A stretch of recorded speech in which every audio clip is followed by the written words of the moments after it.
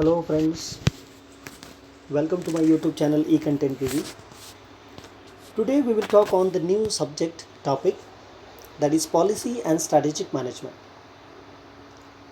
Now first of all, to understand what is the meaning of policy, policy means nothing but it is a document which consists of the rules, regulations and guidelines, do's and don'ts regarding the functions and the activities to be carried out in the organization is known as a policy.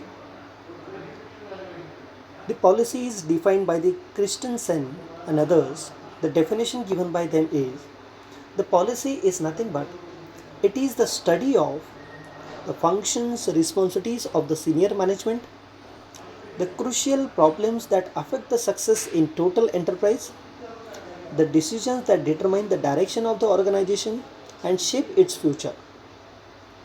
तर क्रिस्टनसेन यांनी जी दिलेली व्याख्या आहे ती व्याख्या असं सांगते की बिझनेस पॉलिसी म्हणजे हा अशा प्रकारचा एक अभ्यास आहे की ज्याच्यामध्ये व्यवसायामध्ये जे असणारे विविध प्रकारचे फंक्शन्स असतील, त्यानंतर सिनियर व्यवस्थापनाच्या ज्या जबाबदाऱ्या आहेत त्याचा अभ्यास असेल, किंवा मग त्याच्यामध्ये व्यवसायामध्ये उद्भवणारे वेगवेगळ्या प्रकारचे महत्त्वाचे जे काही प्रश्न असतील त्या प्रश्नांचा अभ्यास असेल. तसंच हे जे प्रश्न आहेत ते आपल्या व्यवसायाच्या एकूणच यशावरती कशा प्रकारे परिणाम करतात याचा अभ्यास असेल, किंवा मग आपल्या व्यवसायामध्ये आपण घेत असणारे जे काही डिसिजन्स असतील किंवा निर्णय असतील तर हे निर्णय की जे आपल्या ऑर्गनायझेशनचं किंवा व्यवसायाचं जे यश आहे ते यश निश्चित करतात. या सर्व गोष्टींचा अभ्यास म्हणजे व्यवसायाची पॉलिसी असं त्याला आपण म्हणू शकतो. The problems of policy in business, like those of policy in public affairs, have to do with the choice of the purpose, the molding of the organizational identity, character, continuous definition of what need to be done, and mobilization of resources for the attainment of goals in the face of competition or adverse circumstances.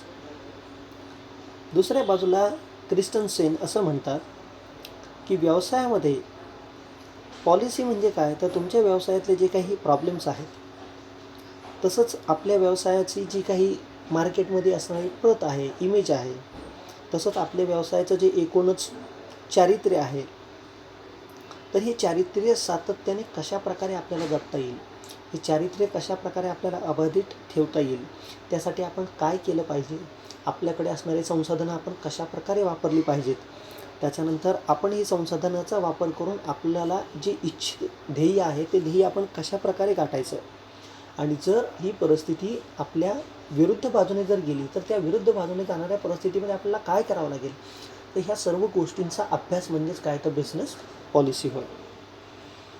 आता याची जी comprehensive definition आहे ती comprehensive definition काय सांगते, तर comprehensive definition covers many aspects of the business policy and lead to the evolution of the term strategic management.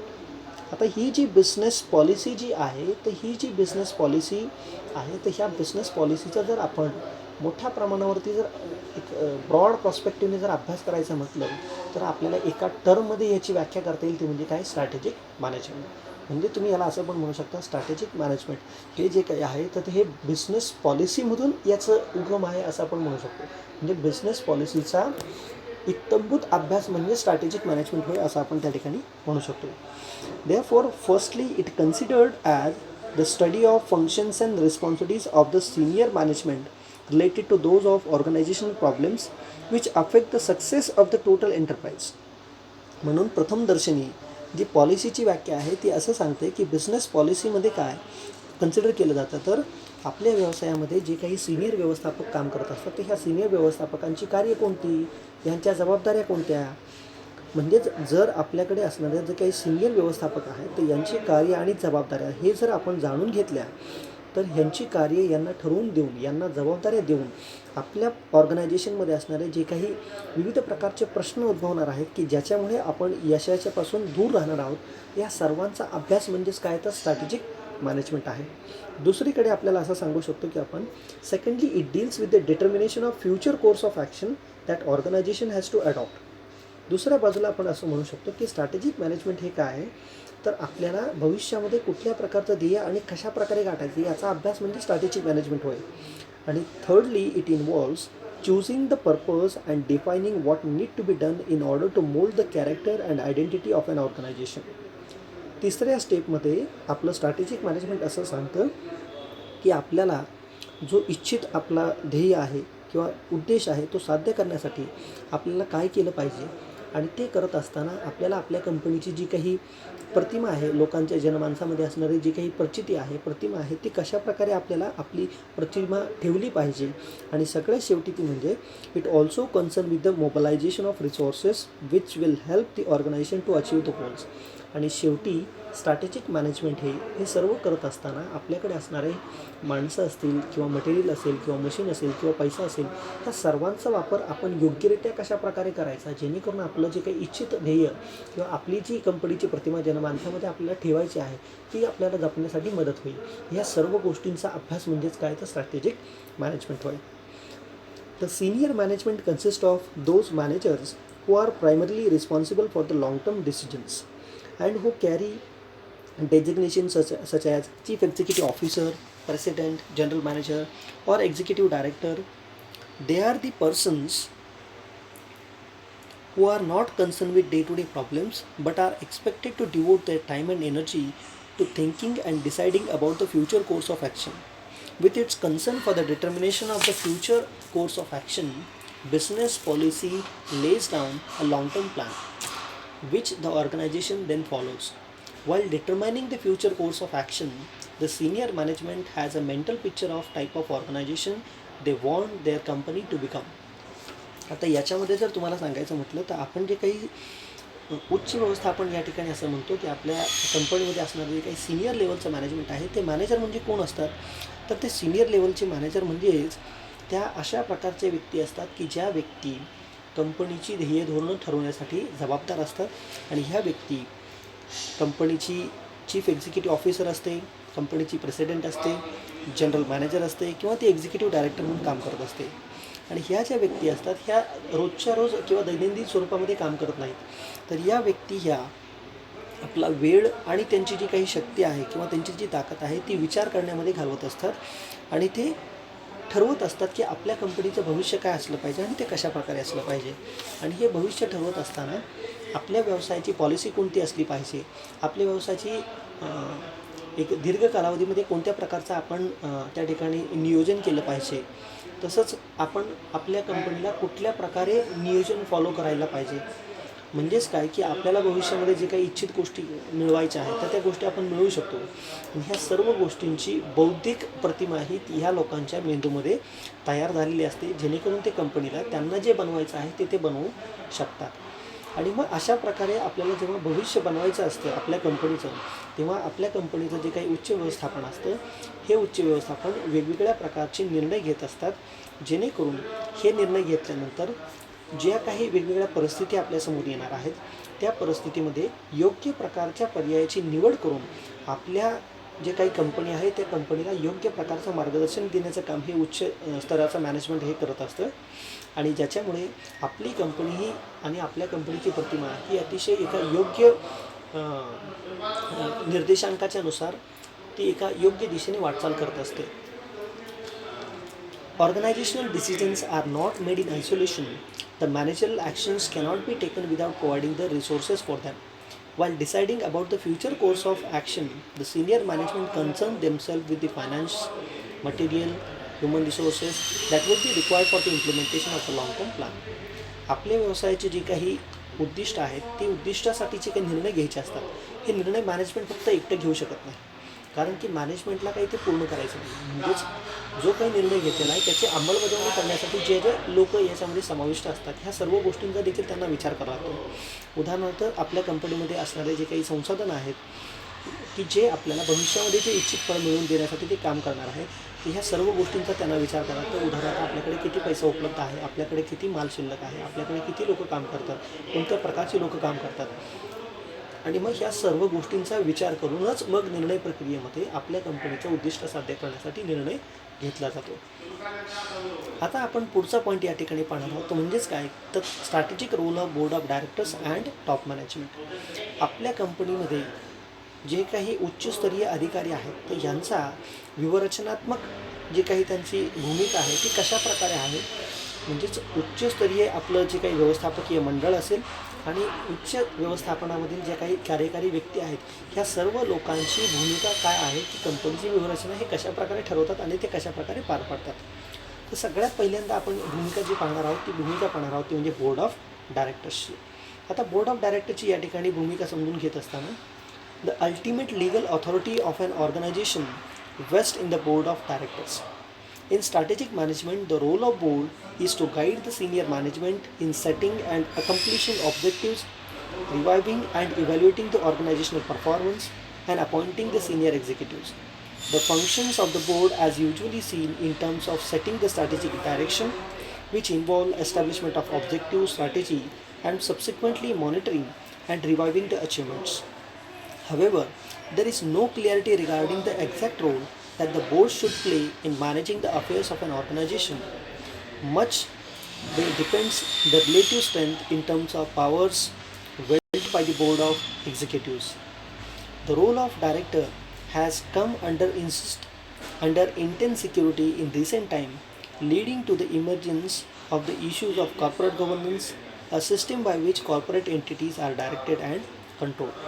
या ठिकाणी आपल्याला आपलं जे काही व्यवस्थापकीय मंडळ आहे ते व्यवस्थापकीय मंडळाचा स्ट्रॅटेजिक मॅनेजमेंटमध्ये रोल कसा आहे हेही समजून घेताना सगळ्यात पहिल्यांदा तुम्हाला हे माहिती असलं पाहिजे की आपल्याकडे जे काही नियामक बोर्ड असतं किंवा व्यवस्थापकीय मंडळ जे आहे तर हे व्यवस्थापकीय मंडळ हे आपल्या कंपनीच्या सर्वात जास्तीत जास्त जे काही पॉवर्स आहेत त्या पॉवर्स या नियामक मंडळाकडे असतात. म्हणजेच कंपनीचे सगळ्यात मोठे मोठे जे काही डिसिजन्स आहेत हे डिसिजन कोण घेतं तर हे नियामक मंडळ घेत असतं, ज्याला आपण बोर्ड ऑफ डायरेक्टर्स असं म्हणतो. आणि म्हणून ह्या बोर्डाचा जो काही रोल आहे यांची जी भूमिका आहे ती अतिशय महत्त्वाची मानली जाते. कारण की हे बोर्ड काय करत असतं तर व्यूहरचनात्मक व्यवस्थापन करत असताना ह्या बोर्डाची कंपनीमध्ये असणारं जे काही उच्चस्तरीय व्यवस्थापक आहे तर हे उच्चस्तरीय व्यवस्थापकामध्ये कोण कोण असलं पाहिजे, त्यांनी जो काही आपल्याला स्टँडर्ड सेट करून द्यायचा आहे तो कोणत्या प्रकारचा स्टँडर्ड सेट केला पाहिजे, त्यांचा परफॉर्मन्स कसा असला पाहिजे, तसंच त्यांनी आपल्या कंपनीचे ऑब्जेक्टिव्स म्हणजे उद्दिष्ट हे कशा प्रकारे ते ठरवणार आहेत, तसंच त्या उद्दिष्टांचा मागोसा किंवा आपल्याला त्याचा पुन्हा पुन्हा रिव्ह्यू घ्यायचा आहे आणि घेतलेल्या रिव्ह्यूमधून ते खरंच उद्दिष्ट साध्य होण्यासारखी आहेत किंवा नाहीत. तर आणि आपल्या कंपनीमध्ये काम करण्यासाठी जे काही सिनियर व्यक्ती असतात किंवा सिनियर जे काही संचालक असतात या संचालकाची नेमणूक आणि या सर्वांवरती नियंत्रण हे नियामक मंडळाचं असतं. आणि म्हणून या बोर्डाची जी कार्य आहे ती कार्य आपण असं सांगू शकतो की आपल्याला एक व्यूहरचनात्मक जे काही दिशा देण्याचं काम आहे ते दिशा देण्याचं काम हे आपलं संचालक मंडळ करत असतं. यानंतर जर तुम्ही पाहिलं तर तुम्हाला असं सांगता येईल की या बोर्डामार्फत जे काही तुम्ही तुमचं गोल किंवा कंपनीचं उद्दिष्ट ठेवलेलं आहे ते कंपनीचं उद्दिष्ट साध्य होते किंवा नाही, तर हे याच्यावरती नियंत्रण ठेवण्याचं काम आणि याच्यावरती वॉच ठेवण्याचं काम हे बोर्ड ऑफ डायरेक्टर्स करत असतात.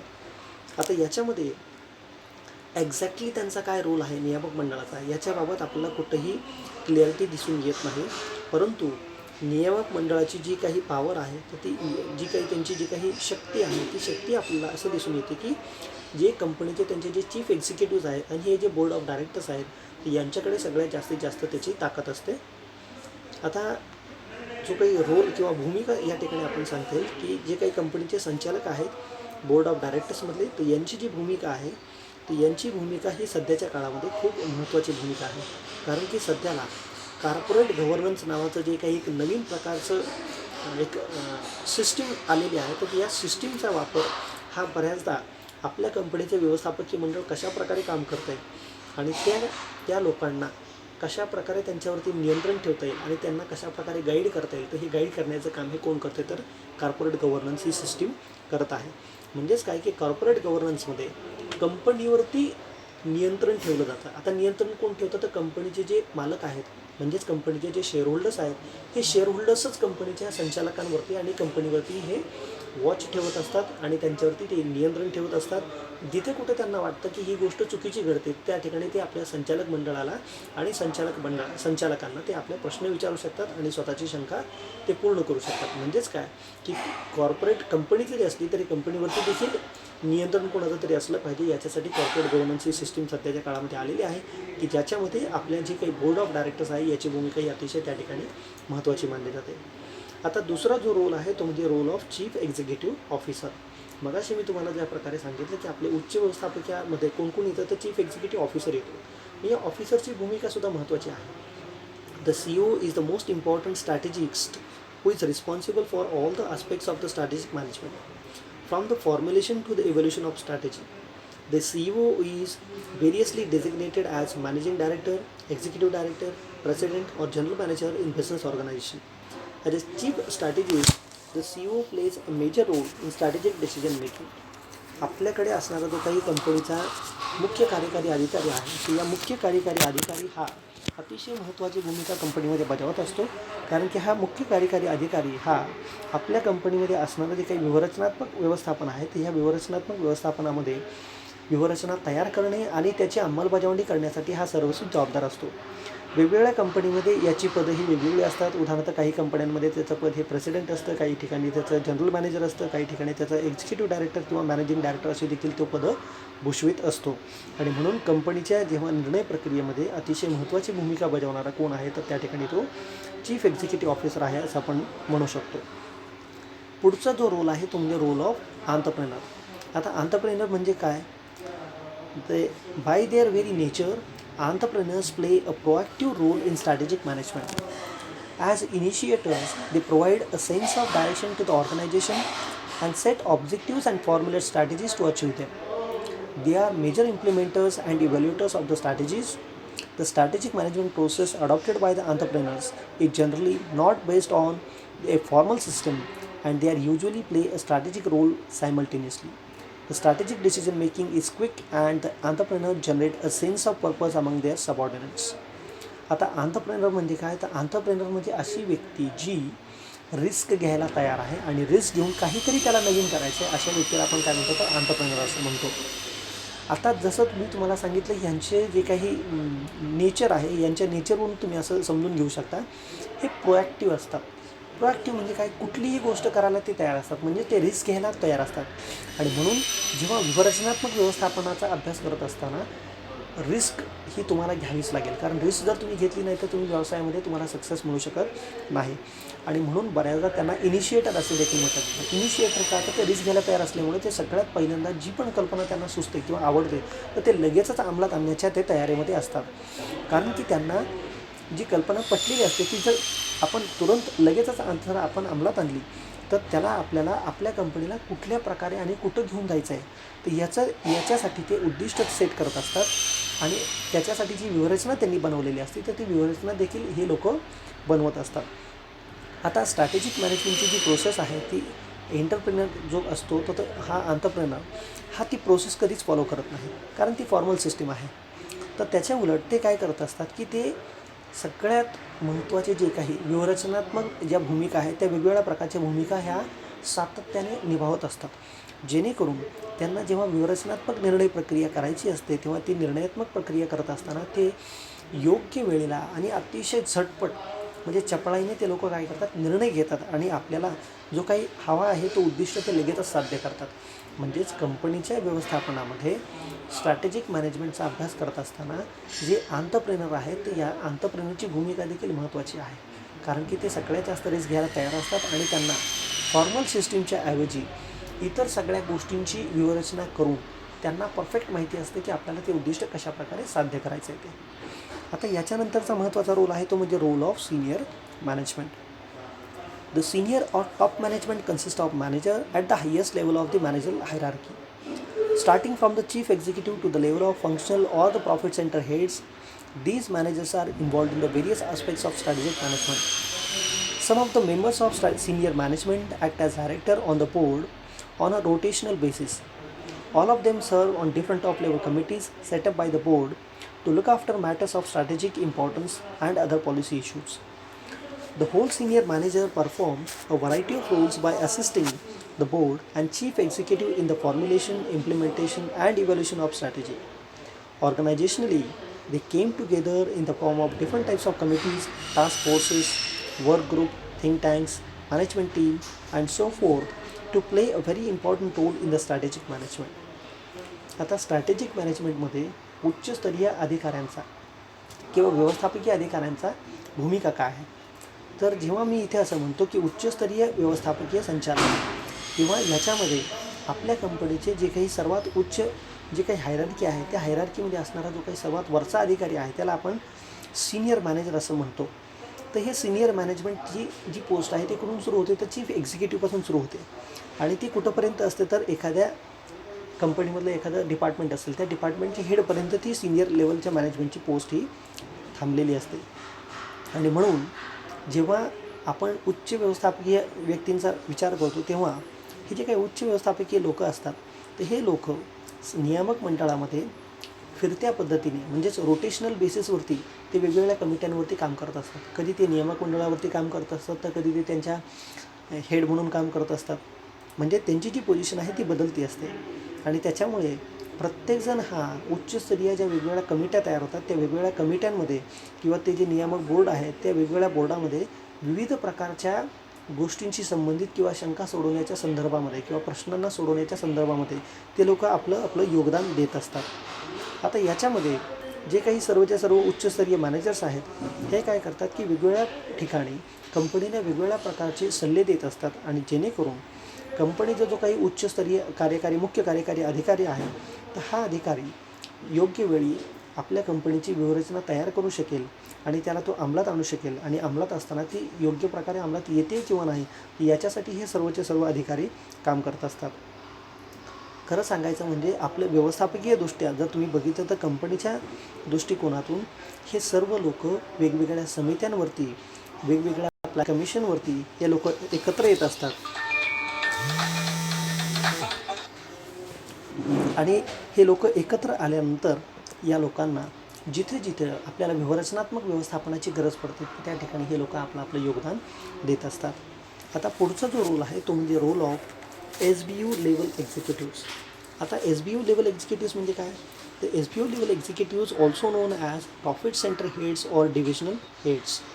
They are considered as the chief executives of defined business unit for the purpose of strategic management. With regard to strategic management, SBU level strategy formulation and implementation are primarily responsibilities of the SBU level executives. आता SBU level executives म्हणजे काय, तर subordinate लेवलचे जे काही एक्झिक्युटिव्ज असतात तर हे सबऑर्डिनेट लेवलचे एक्झिक्युटिव्ह एखाद्या सेंटरचे हेड असतात. उदाहरणार्थ एखादा प्रोडक्शन हेड आहे, एखादा HR हेड आहे, एखादा फायनान्स हेड आहे. तर म्हणजे हे जे काय आहे ते वेगवेगळ्या प्रकारचे आपल्या कंपनीमध्ये असणारे प्रॉफिट सेंटर्स आहेत किंवा एखाद्या डिव्हिजनचा तो प्रमुख असा मानला जातो. तर हे जे काही वेगवेगळ्या लेवलचे जे प्रमुख आहेत हे प्रमुख देखील आपल्याला स्ट्रॅटेजिक मॅनेजमेंट करताना अतिशय महत्त्वाचं योगदान त्या ठिकाणी देत असतात. आणि हे योगदान द्यायचं म्हणजे काय, तर ते काय करत असतात की ते त्यांच्या लेवलला, हेडला, त्यांच्या फंक्शनचे रिलेटेड जे काही व्यवहारचनाच आहेत, त्या स्ट्रॅटेजीज आहेत ते बनवत असतात. आणि त्या स्ट्रॅटेजी इम्प्लिमेंट कशा प्रकारे करायच्या, तर इम्प्लिमेंटेशनमध्ये या लोकांची सर्वात महत्त्वाची आणि प्रथम भूमिका असते. आणि म्हणून SBU लेवलचे एक्झिक्युटिव्ह यांचा देखील रोल स्ट्रॅटेजिक मॅनेजमेंटमध्ये महत्त्वाचा आहे. पुढचा जो रोल आहे तो म्हणजे role of corporate planning staff. Essentially, the corporate planning staff plays a supporting role in strategic management. It assists the management in all aspects of the strategy formulation, implementation, and evaluation.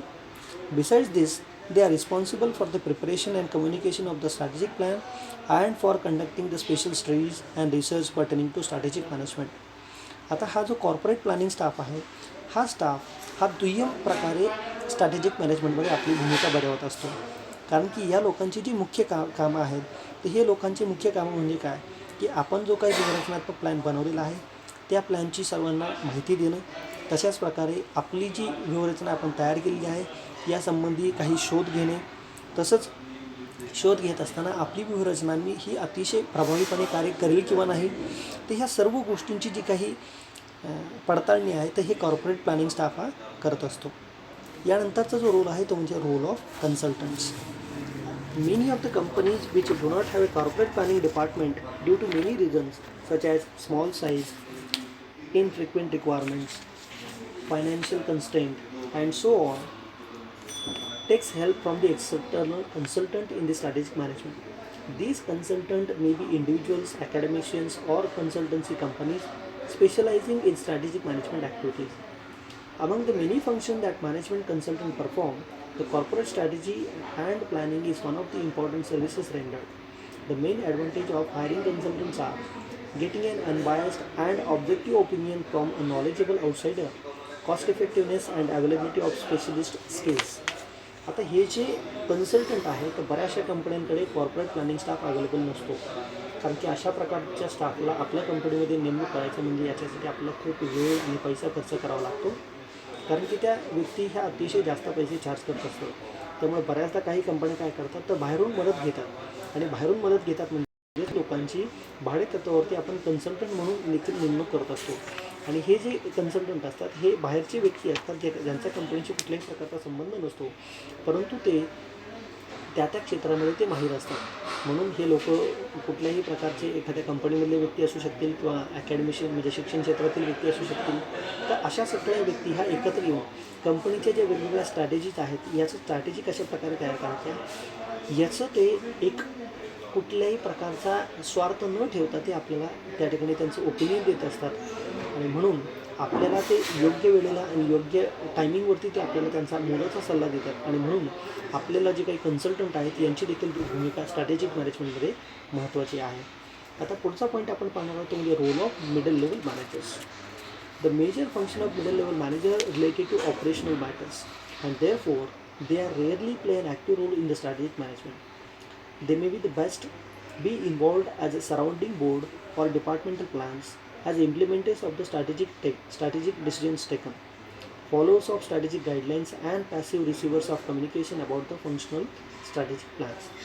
जो middle लेवलचा जो काही व्यवस्थापकीय staff आपला आहे ह्या स्टाफचा आपल्या strategic मॅनेजमेंटमध्ये म्हणावा तसा डायरेक्टली संबंध नाही, परंतु अप्रत्यक्षपणे ते जो स्ट्रॅटेजिक मॅनेजमेंटचा बोर्ड आहे त्या बोर्डाशी ते संबंधित असतात. कारण की जी स्ट्रॅटेजी तयार केलेली आहे ती स्ट्रॅटेजी या लोकांपर्यंत पोहोचवली जाते, आणि हेच ते खरे लोक असतात की जे लोक खरोखर त्याचं एक उपयोगामध्ये किंवा अंमलबजावणी करण्याचं काम करत असतात. त्याच्यामुळे ह्या लोकांना अंमलबजावणी करताना ज्या काही अडचणी येणार आहेत तर या लोकांचे देखील निर्णय हे स्ट्रॅटेजी फॉर्म्युलेशनमध्ये आणि इम्प्लिमेंटेशनमध्ये महत्त्वाची भूमिका पार पाडतात. आणि शेवटचं म्हणजे role of executive assistant. An executive assistant is a person who assists the chief executive assistant in the performance of his duties in the various ways.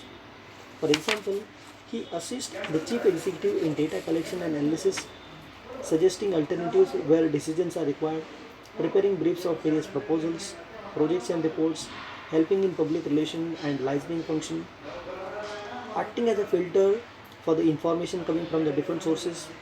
Among the most important role performed by the executive assistant could be that of corporate planner. Due to increased complexity of the business, it is the function of the executive assistant to monitor the changing context and evolve the strategies in tandem with the senior management. But the companies where a corporate planning department exists, this function is not assigned to the executive assistant. आता executive assistant म्हणजे काय तर जो आपला main chief executive officer आहे तर ह्या chief executive ऑफिसरला सर्वच गोष्टी करता येणं शक्य नाही, त्यामुळे त्याला मदत करण्यासाठी त्या एक्झिक्युटिव्ह असिस्टंटची नेमणूक केली जाते. तर एक्झिक्युटिव्ह असिस्टंट हा काय करत असतो तर कंपनीकडून जी काही वेगवेगळी माहिती आहे ती माहिती गोळा करून त्याचं विश्लेषण करण्याचं काम हा असिस्टंट एक्झिक्युटिव्ह करत असतो. त्याचप्रकारे एखादा निर्णय प्रक्रियेमध्ये निर्णय घ्यायचा असेल तर कुठल्या प्रकारचा निर्णय घ्यावा तर याच्यासाठी देखील हा मदत करत असतो. तसेच वेगवेगळ्या जे काही कंपनीचे प्रपोजल्स असतात ते प्रपोजल घ्यावे किंवा नाही तर यातलं कोणतं प्रपोजल सिलेक्शन करावं यावरती देखील तो माहिती द्यायचा असतो. कंपनीचे वेगवेगळ्या प्रकारचे प्रोजेक्ट तयार करण्याचं काम देखील या व्यक्तीकडे असतं. आणि बऱ्याचदा इतर लोकांशी आपल्याला जेव्हा संवाद साधायचा असतो किंवा लोकांशी संवाद साधायचा असतो तर त्या ठिकाणी देखील हा अतिशय महत्त्वाची भूमिका बजावत असतो. आणि आपल्या कंपनीमध्ये जी काही विविध मार्गाने माहिती येत असते की या माहितीचं पृथक्करण करून या माहितीला सॉर्ट करून त्यातली कुठली माहिती आपल्यासाठी महत्त्वाची आहे किंवा चांगली आहे तर ही माहिती देण्याचं काम हा असिस्टंट एक्झिक्युटिव्ह डायरेक्टर करत असतो. आजकाल बऱ्याचशा कंपन्यांमध्ये कॉर्पोरेट प्लॅनिंग डिपार्टमेंट असल्यामुळे या व्यक्तीची गरज पडत नाही, परंतु ज्या ठिकाणी कॉर्पोरेट प्लॅनिंग डिपार्टमेंटच नाही आहेत तर अशा ठिकाणी असिस्टंट एक्झिक्युटिव्हची नेमणूक त्या ठिकाणी केली जाते. आणि ह्या सर्वच्या सर्व व्यक्ती हे स्ट्रॅटेजिक मॅनेजमेंट जे आपण या ठिकाणी आज शिकत आहोत तर ह्याचं इम्प्लिमेंटेशन करण्यासाठी ह्या सर्व व्यक्तींची भूमिका ही महत्त्वाची आहे.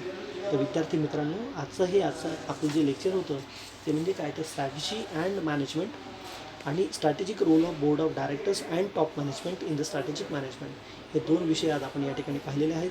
जर तुम्हाला या दोन्ही विषयांमध्ये किंवा टॉपिक्समध्ये कुठल्याही प्रकारची शंका वाटली तर कृपया तुम्ही मला फोन करा व्हॉट्सअपवरती किंवा आपला जो काही गुगल क्लासरूमचा क्लास आहे त्या क्लासमध्ये तुम्ही कमेंट करा आणि तुम्ही तुमच्या शंका या ठिकाणी सुचवा. मी तुम्हा सर्वांना पुन्हा एकदा रिक्वेस्ट करतो की आपण सर्वांनी हा जो आजचा व्हिडिओ आहे तो जास्तीत जास्त लोकांपर्यंत पोहोचवा, शेअर करा, तुमच्या मित्रांपर्यंत शेअर करा आणि तुम्हाला या व्हिडिओबद्दल काय वाटलं त्याबद्दल तुम्ही कमेंट बॉक्समध्ये कमेंट करा. आणि आपल्या विषयाचे लेटेस्ट आणि अपडेटेड व्हिडिओज तुमच्यापर्यंत पोहोचण्यासाठी आपल्या यूट्यूबला जो काही ग्रुप आहे, जो माझा चॅनल आहे कंटेंट टीव्ही, त्याला तुम्ही कृपया बेल आयकॉनवरती प्रेस करून सबस्क्राईब करा. थँक्यू.